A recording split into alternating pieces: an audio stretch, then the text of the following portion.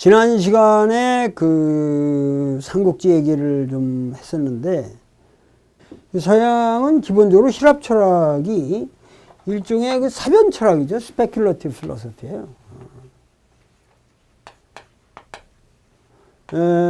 이 사변 철학으로 나가게 된 것은 이게 기본적으로 책사들의 철학이 아니었기 때문에 방 안에서 뭐냐면 자기들 체계를 그냥 써놓는 거죠. 그러나 이 동방에서는 철학이라는 게 스페큘러티브 필로소피가 아니라 아주 프랙티컬한 거예요. 그 프랙티컬 필로소피라고 그래야 될 텐데, 이 프랙티컬하다는 말은 뭐냐면은 칼제비들을 어떻게 설득시키냐, persuasion. 그러니까 persuasion의 철학이라고, 설득의 철학이라고. 그러니까 설득의 논리라는 것은 당장에서 설득하는 거예요, 이게. 이론이 설득하는 게 아니라, 당장 군령을 내서 이렇게 가려는 새끼를 이렇게 가게 만들어야 되니까, 그 제일 좋은 방법은, 그 구라의 방식이 근거를 대는 거죠. 순수 논리가 아니라. 과거에 막 그 관중에 있었던 누구와 이렇게 뭐 했고 제완공이 어쩌고 저쩌고, 그러니까 이렇게 출전을 우선 대는 거, 그 다음에 알레고리, 우화, 이런 것은 반드시 들어가야 됩니다. 반드시 들어가야 권위를 갖게 되고, 그런 근거 하에서 뭐냐면은 감정적인 호소를 하는 거죠. 논리적인 호소가 아니라 감정적인 호소를 해야 되는 거예요. 그러니까는 이 동방인들의 철학은 이 논리의 싸움이 아니라 감정적 호소의 싸움이라는 거죠. 그러니까 자연히 철학이라는 것이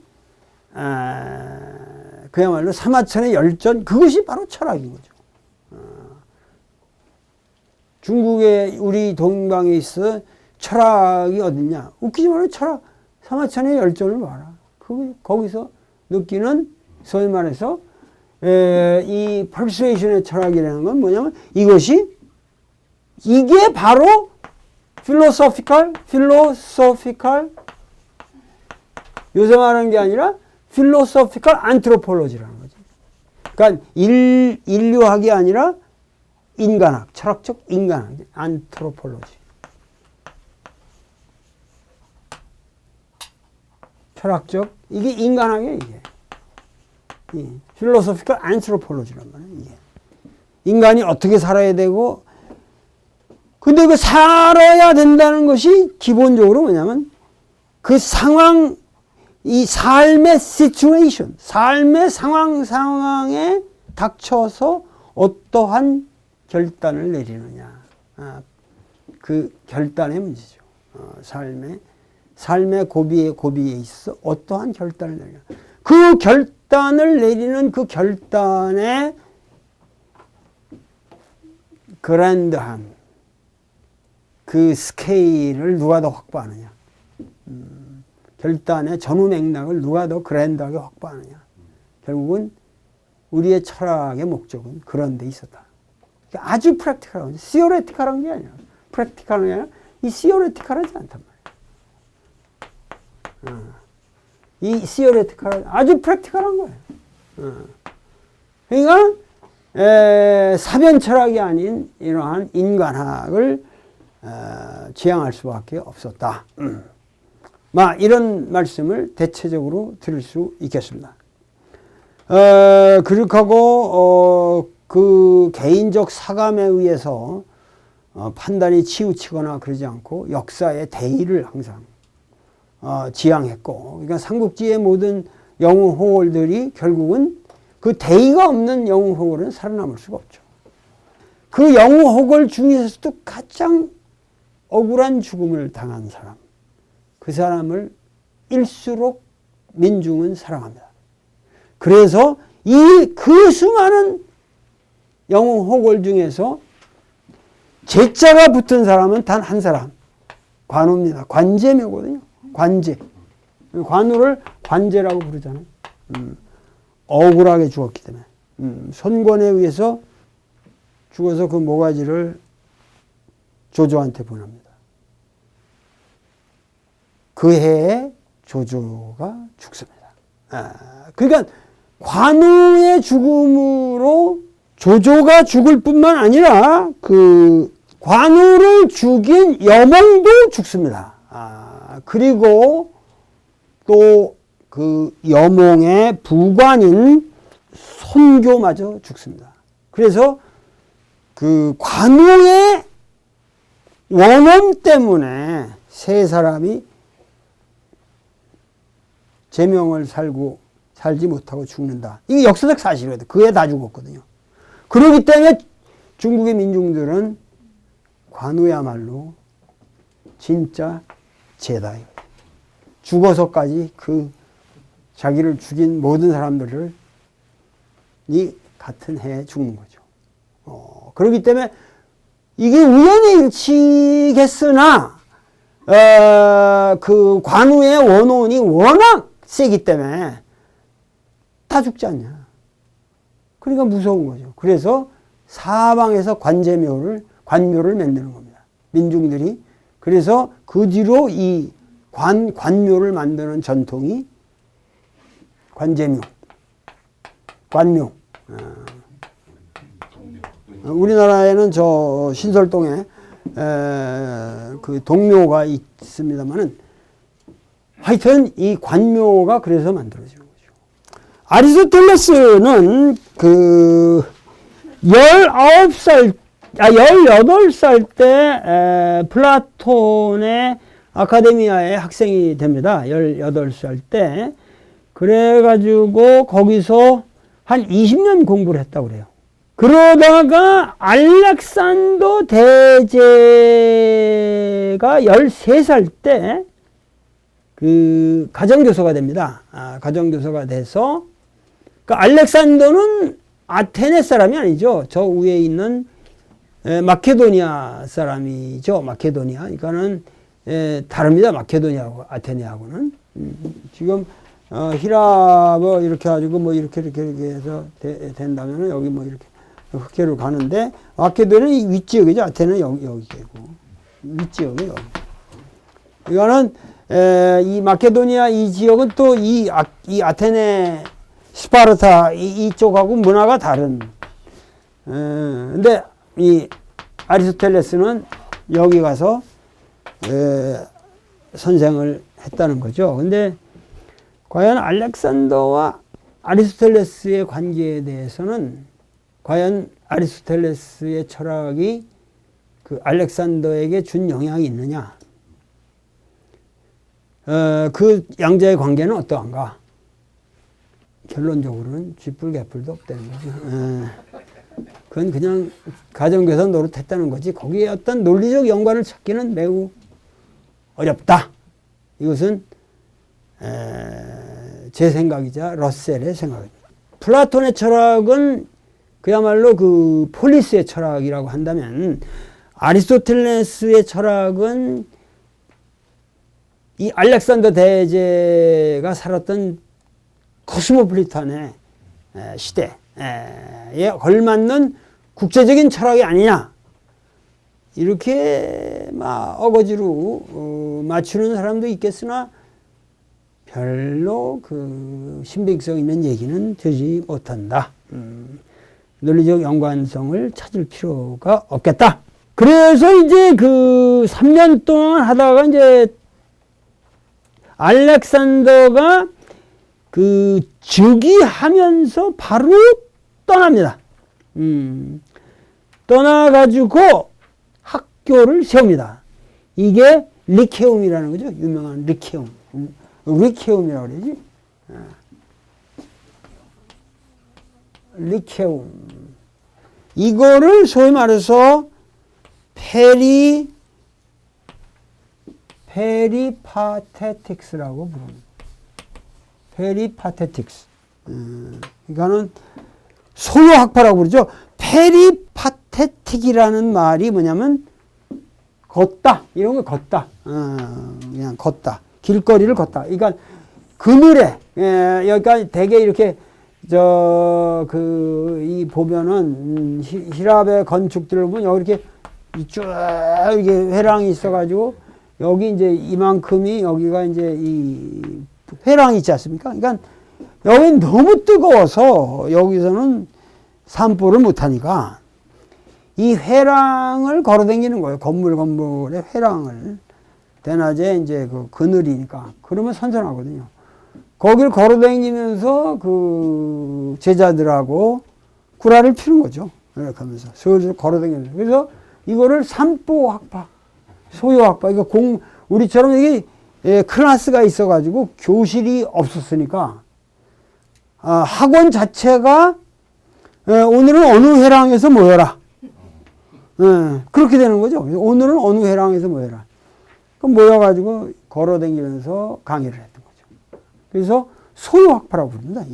소요학파라고 부르는데 12년 정도 하다가 결국은 그 폭군인 헤르미아스를 너무 찬양했다 하는 걸로 그의 불경죄가 인정돼 가지고 재판에 걸립니다. 그런데 소크라테스와는 달리 이 사람은 웃기는 새끼들이다. 그리고 도망을 갑니다. 그리고 아리스토텔레스는 도망을 가서 칼리시스라는 곳을 하여튼 가가지고 거기서 63세까지 편안하게 살다가 위궤양으로 죽었습니다. 위병으로 죽었습니다. 그러나 제가 전번에도 말씀드렸지만은 아리스토텔레스의 전집은 방대하고 우리나라는 이상하게 플라톤은 그렇게 연구를 많이 하면서 아리스토텔레스 연구하는 사람이 거의 없습니다. 별로 참 그 이상한 현상인데 아리스토텔레스에 대한 그 번역서도 별로 없고 앞으로 나오겠습니다만은 아리스토텔레스 전집은 플라톤의 전집보다 훨씬 더 방대하고 그리고 다양한 주제에 걸쳐 있고 철학 체계도 복잡합니다. 플라톤보다 훨씬 복잡한데 우리나라에서는 아리스토텔레스에 대한 연구가 별로 없다. 일본은 상당히 활발한데 그런데 또 그 이유 중에 하나가 아리스토텔레스 철학이라는 게 상당히 지루합니다. 지루하고 너무 복잡하고 너절너절한 이야기가 많은데 실속이 없거든. 지금 와서 그거 다 공부해 본들 별 얘기가 없거든. 그래서 아마도 그 플라톤 철학을 우리가 깊게 연구하면은 아리스토텔레스는 좌절로 알게 된다. 아마 그런 생각도 있는 것 같습니다. 근데 저 생각에도 아리스토텔레스와 플라톤을 대립적으로 파악하는 그것은 상당히 유치하다. 많은 사람들이 플라톤 철학을 존재의 철학으로 말하고 아리스토텔레스의 철학을 생성의 철학으로 말하는데 그건 내가 보기에 개소리라는 거예요. 그건 개소리라는 거예요. 왜 그 개소리냐? 그거를 오늘 좀 말씀을 드리겠습니다.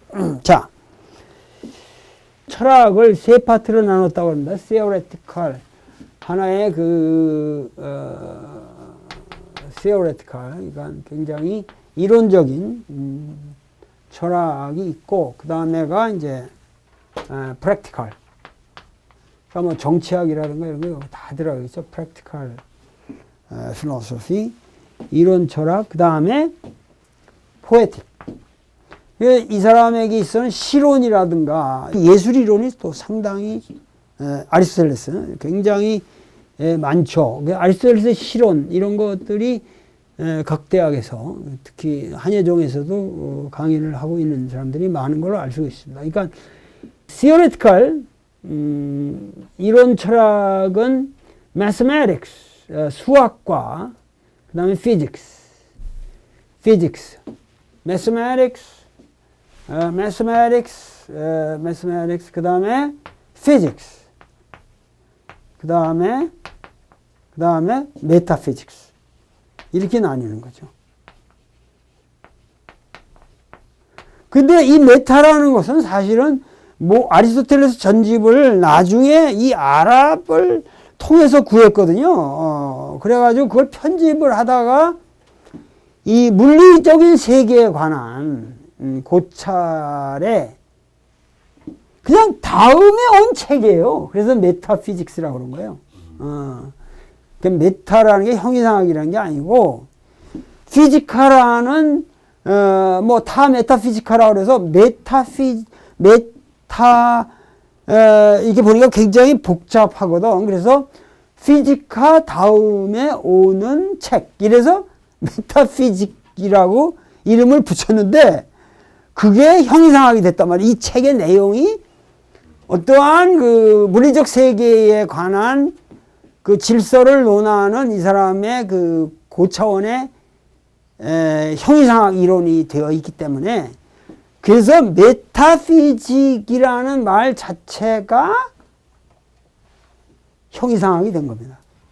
그러니까 형이상학이 메타피직이 아니라 이거 어떻게 하나 피직 다음에 오는 철학이 마침 그 책 이름 때문에 형이상학이라는 이름이 탄생된 거예요. 그런데 형이상학이라는 말은 이게 웃기는 게 뭐냐면 우리는 형이하학하고 짝을 이루는 말이거든요. 근데 서양에는 형이상학에 대해서 형이하학이라는 말은 없다고. 그러니까 형이하학이라면 피지카가 되지. 피직스, 물리학이 되는 거예요.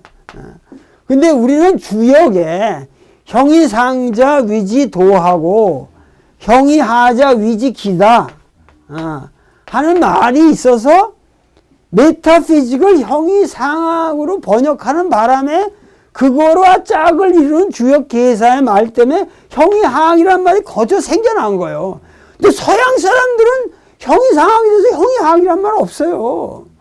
이게 참 그 언어의 그러니까 이것은 주역 계사에 나오는 말이고 이거는 또 이런 연유로 생겨난 말이다. 이 언어에 대한 이게 그러니까 서양 사람들한테 뭐 형이상학 쪽은 형이상학에 대해서 뭐 이런 형이학 이렇게 하면 번역도 안 되고 그 무슨 말인지 못 알아듣는다는 얘기지.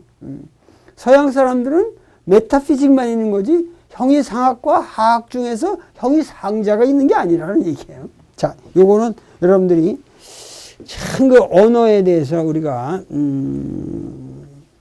서양 철학을 하시는 분들도 이런 거를 모른다 이거예요.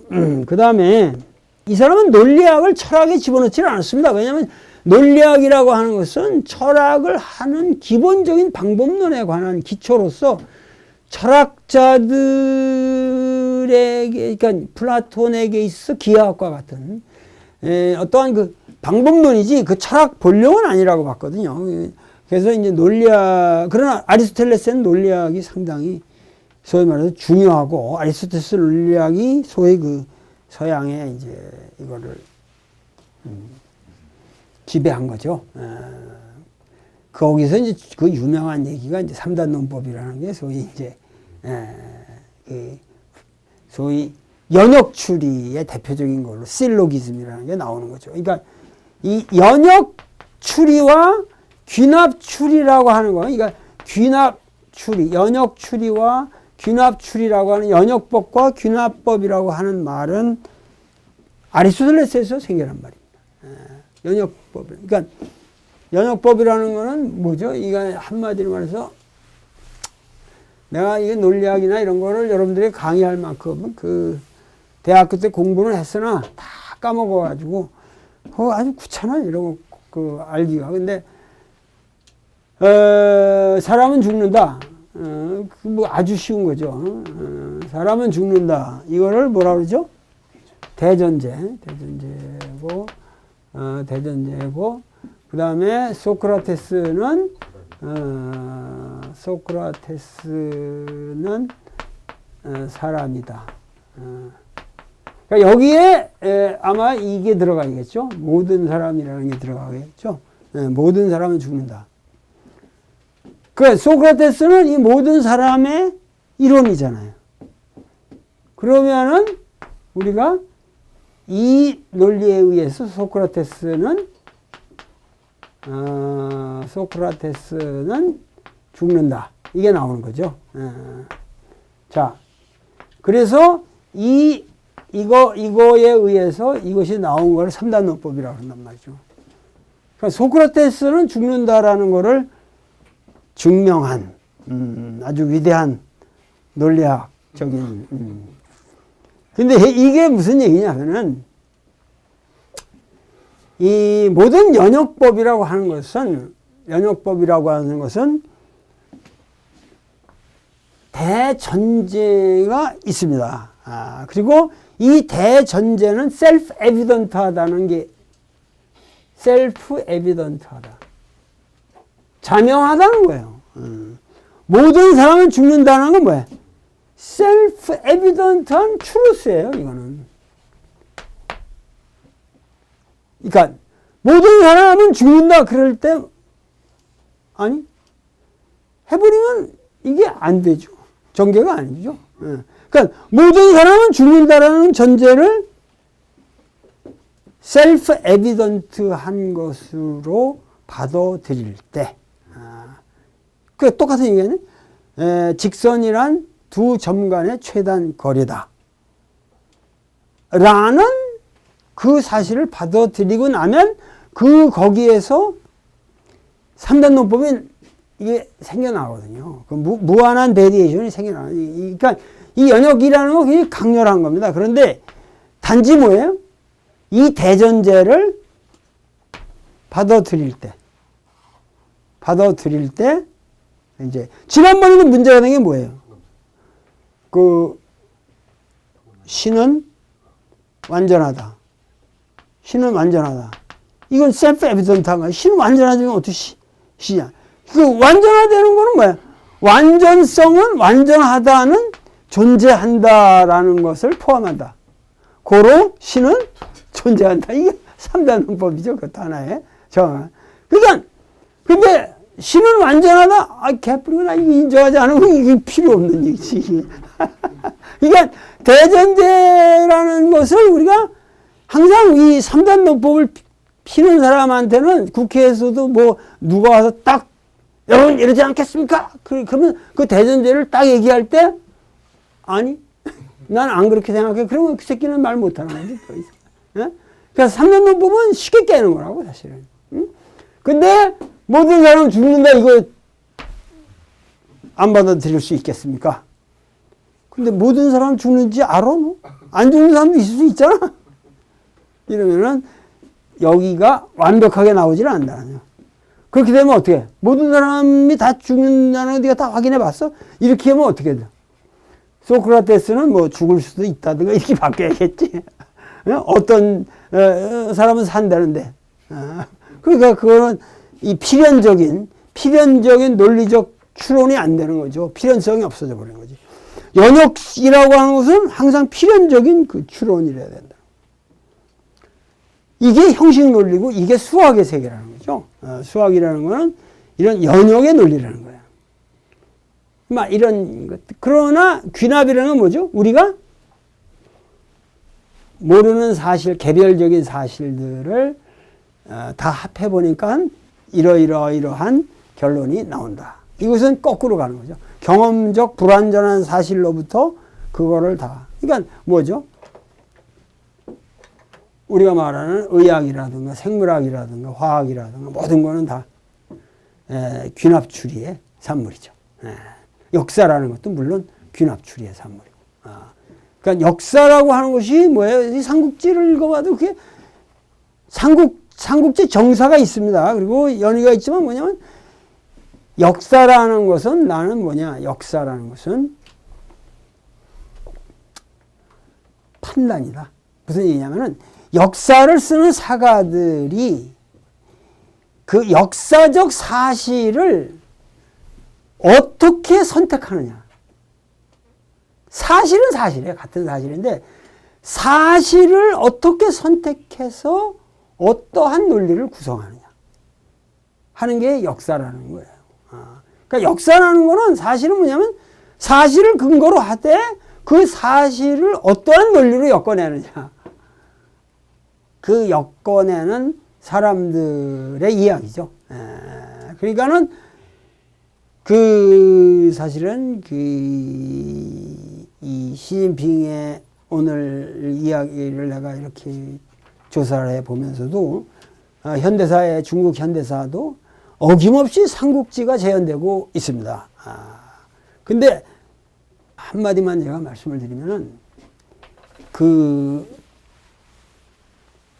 이 호금도라는 사람의 그 얼굴을 잘 보시면 이 사람은 항상 이렇게 온화하잖아요. 그 미소를 띠고 있고. 그런데 뭔가 이렇게 서 있는 폼이 좀 이렇게 쭈삣쭈삣한 것 같고, 사람이 지금 시진핑을 보세요. 사람이 좀 아둔한 것 같아도 자신이 있죠. 나 어디 서도 자신이 있고, 호금도하고 무슨 모습이 다릅니다. 호금도는 뭔가 이렇게 불안한 듯하고 이렇게 항상 미소를 띠고 있는데 그 미소가 이렇게 자신 있는 미소가 아니에요. 그리고 상당히 온화한 듯한데 뭔가 눈치 보는 것 같고. 호금도는 사실은 이 강택민이라고 하는 분의 그늘을 끝내 벗어나지 못했어요. 그러니까는 호금도 10년이라는 것은 강택민이가 뭐냐면 군사위원회 위원자, 이 군위에 그 주석 자리를 안 내줬단 말이에요. 물론 강택민이 이전에는 등소평이가 죽을 때까지 안 내줬단 말이에요. 이거는. 근데 강택민은 죽을 때까지 갖고 싶었는데 그렇게 자기가 권위가 없으니까 불과 1년 10개월 만에 내놓습니다. 호금도한테. 내놓지만은 그 군위의 부주석으로 쉬차이호라는 사람을 안 치거든요. 쉬차이호라고. 서재후라는 사람. 이게 진짜 파워펜. 부주석. 그리고 뭐냐면은 그 상임위원회, 국가 상임, 이 당과 국가를 장악하는 상임위원회라고, 상무위원회라고 하는 상무위원회에 당시 9명이 있었는데 그 9명 중에 하나가 조윤캉이라는 인물이거든요.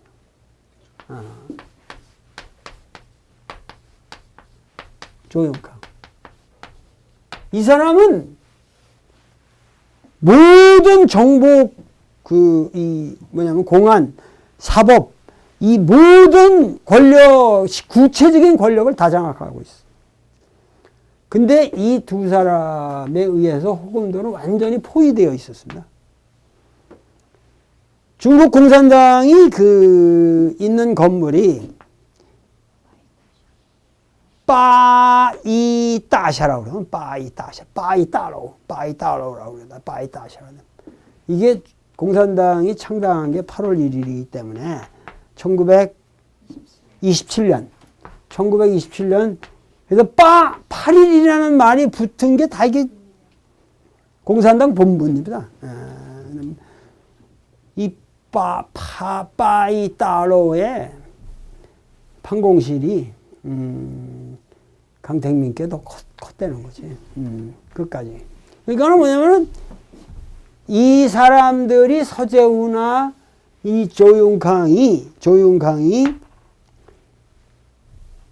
군과 당의 문제, 이 서재후는 군을 장악하고 있었고 조윤캉은 당을 장악하고 있는데 이 군과 당에 대한 문제에 있어서 제1차 보고를 강택민에게 했다는 거지. 마지막까지. 그러니까 뭐냐면 호금도는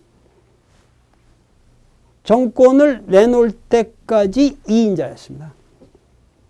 진정한 1인자가 아니었거든요. 그러니까는 뭐냐면 그 호금도 밑에서 뭐냐면은 호금도 직계 라인은 리커창이라는 인물이었단 말이에요.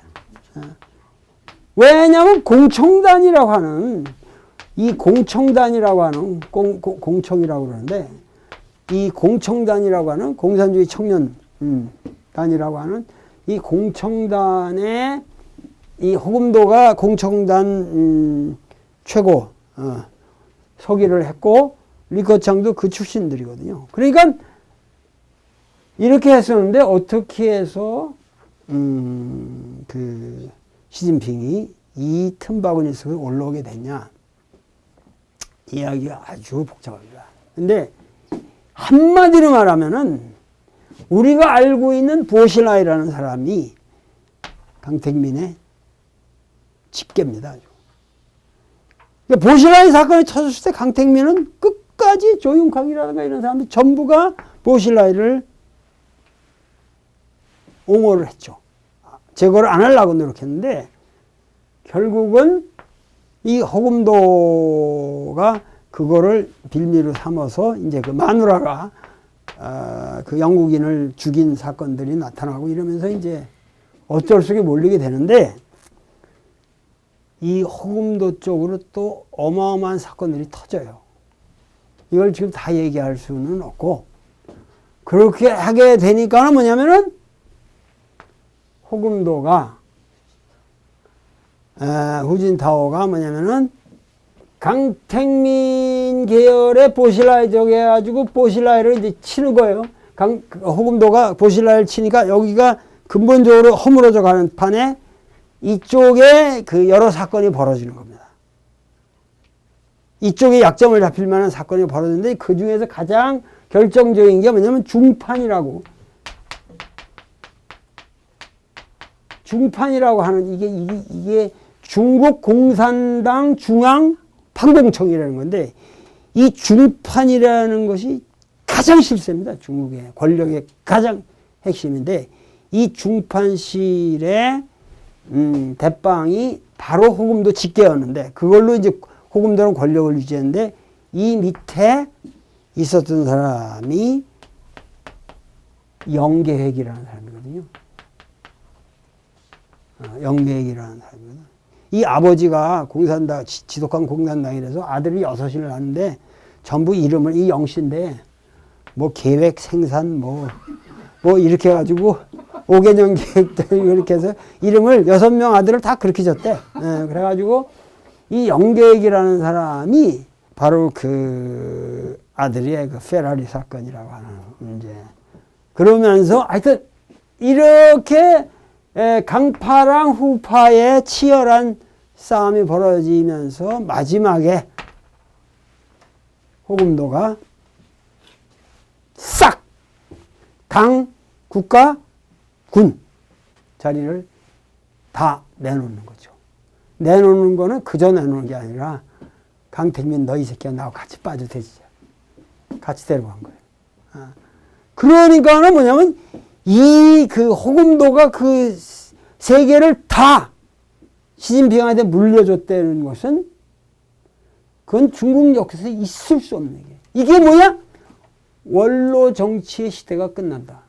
즉 무슨 얘기냐면 중국에서 뭐냐면 우리가 법치와 인치라는 말을 다만 얘기를 하는데 인치라는 말이 무슨 얘기냐면 우리가 이게 뭐냐면 혼동은 안 됩니다. 이 서구적인 법치 이런 게 아니라 인치라는 건 뭐냐면 모택동이 혼자서 모든 국가 제도를 주물르던 흉악한 시대. 그걸 인치라고 부르는 거예요. 그러니까 어떠한 권력자가 모든 초법적인 왜냐하면 당군이라고 하는 것은 초국가적인 권력이기 때문에 거기에 또 그 위에 1인으로 만인지 이상의 1인으로서 군림하는 모택동 모든 걸 무시했단 말이에요. 그거를 인치라고 그러는 거예요. 이게 지겹다 이거예요. 그러고 이 인치를 물려받은 정통 후계자가 뭐냐면 이게 등소평이라는 놈이거든. 우리나라는 등소평으로 굉장히 좋은 사람을 알죠. 등소평은 그저 샤오핑 작은 모택동이에요. 똑같은 짓을 한 거예요. 그래서 뭐냐면은 어떻게 하면은 이 제도적으로 뭐냐면 한 인간에 의해서 모든 제도가 묵살당하는 그러한 것을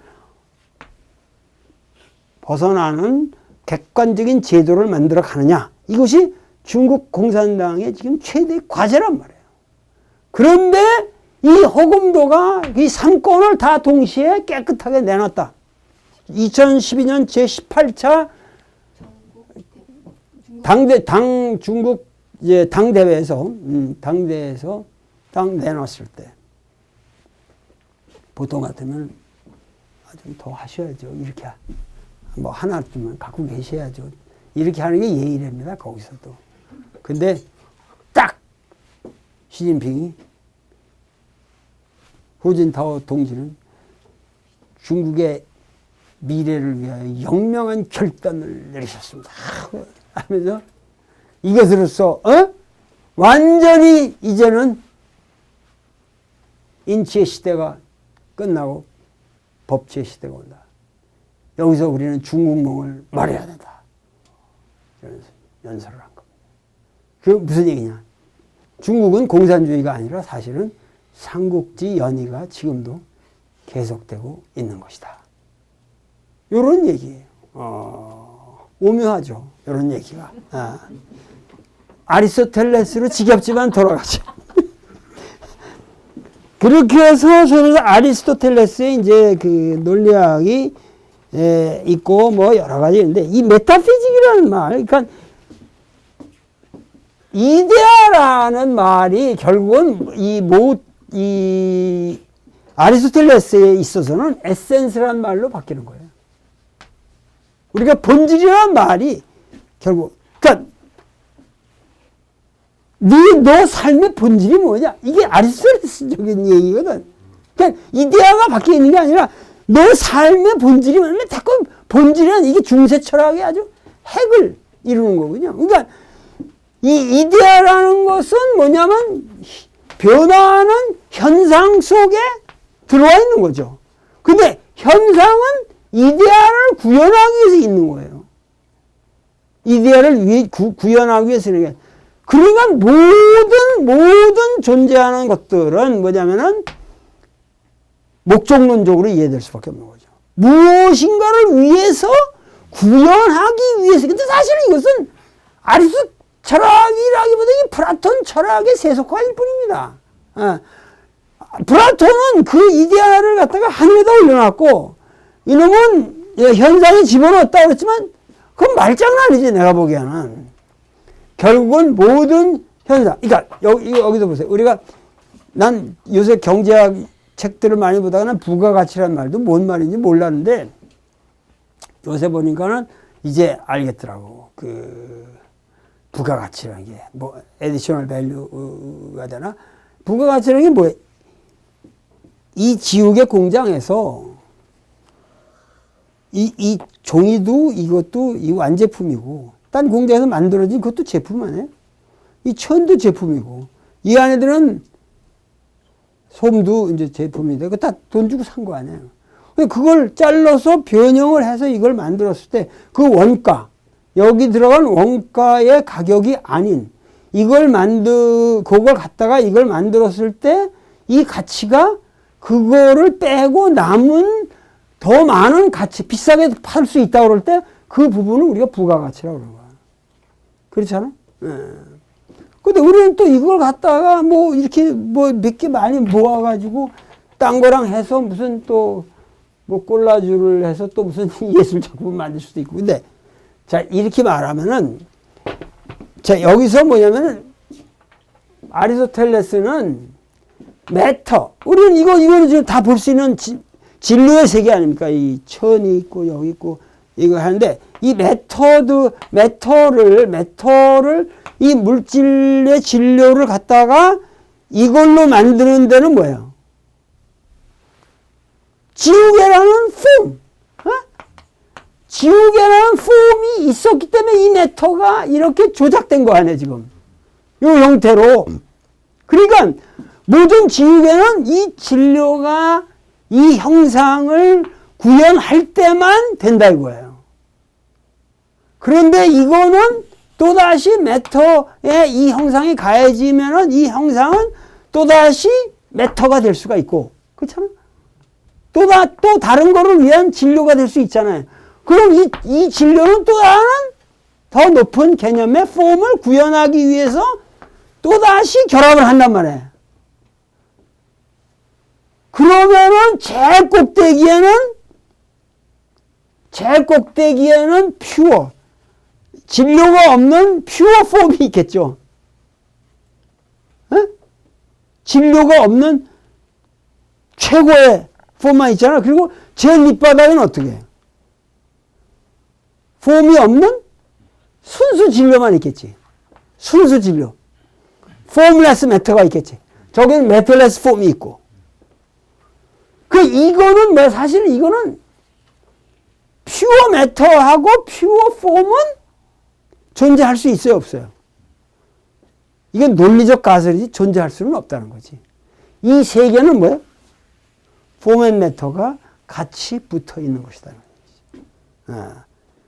그러나 이곳의 저기는 뭐예요? 항상 여기에서 뭐냐면 이 매터는 가능태죠. 포텐셜리티고 폼하고 결합돼서 새로운 물질이 되었을 때 그것을 액츄얼리티, 현실태라고 부르는 거야. 알겠어요?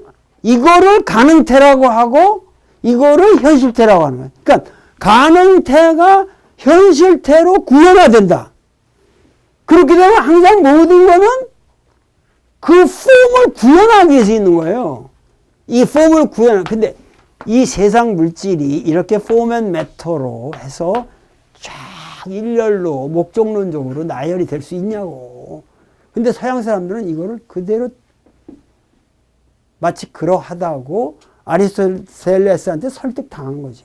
우리 동양에서 이게 말이 안 되거든, 사실. 이게 아리스토텔레스 좀 근사한 것 같아. 그래서 내가 애들한테 항상 얘기한 게, 내가 맥도날드 예를 들어서 항상 말하면, 플라톤은 맥도날드 위가 이게 폼이라는 윗대가리고, 이게 매터라는 놈이 있는데, 요거를 플라톤은 이렇게 완전히 두 개를 쫙 나뉘어서 한꺼번에 주질 않았고 따로따로 줬고, 아리스토텔레스는 이걸 쫙 그냥 뭉개가지고 쫙 아코디언처럼 늘려놨다. 아코디언처럼. 그래서 이제 이게 떨어질 수가 없으니까 그래가지고 쫙 이렇게 두 개가 이렇게 늘려놓고 나서 이 밑에 있는 거는 저 위로 갈수록 좋다. 요거다. 애들이 잘 알아듣더라고. 맥도날드 두 개를 아코디언 형식으로 이렇게 만들어 놓은 게 아리스토텔레스 철학이다. 근데 과연 이 세 개가 이렇게 목적론적으로 나열이 될 수가 있겠는가? 직선적 사고죠. 목적론적 사고. 이거는 노자가 말하는 천지불인이라고 하는 이 사고와 전혀 배치되는 겁니다. 우리는 이런 세계를 상정하지 않아요. 우리가 살고 있는 시공이라는 건 질서가 있으면서도 무질서한 거예요. 그리고 하나의 목적을 향해서 이것이 배열될 수는 없는 거라고. 근데 이것이 아리스토텔레스 철학의 핵이란 말이에요. 이것이 소위 말해 서양 중세 철학의 모든 교부 철학에 이게 모태가 되었고, 그것이 소위 말해서 중요한 것은 천주시리의 가장 핵심적 논리라는 거죠. 우리나라에 그래서 남인들에게 이 아리스토텔레스 철학이 우리나라 남인을 통해서 들어왔고, 그것에 설득당한 사람들이 예수쟁이가 된 거예요. 그러니까 오늘날도 너 본질이 뭐야? 네가 구원해야 할 목적이 있는 존재 아니냐? 하나님의 영광을 드러내기 위해서 네가 있는 거 아니야? 저 백 갖다 거저 피어있냐? 저 백 갖고서 하나님의 영광을 드러내서 더 어떠한 본질을 발현해야 되지 않냐? 맨날 이런 개소리 하고 있는 게 아리스토텔레스의 아류들이다. 오늘은 여기까지만 강의를 하겠습니다. 감사합니다.